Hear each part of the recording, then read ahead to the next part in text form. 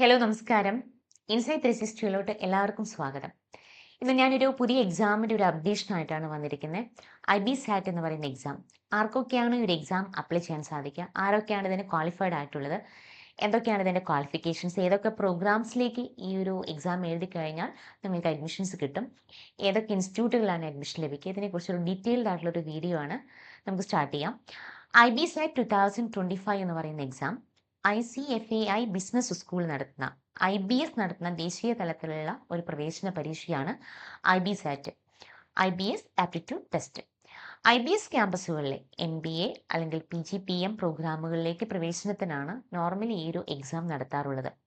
ഈ ഒരു എക്സാമിൻ്റെ സ്കോർ 9 ICFAI ബിസിനസ് സ്കൂളുകളിലേക്ക് നിങ്ങൾക്ക് IBS പ്രവേശനത്തിനായിട്ട് പരിഗണിക്കുന്ന ഒന്നാണ്.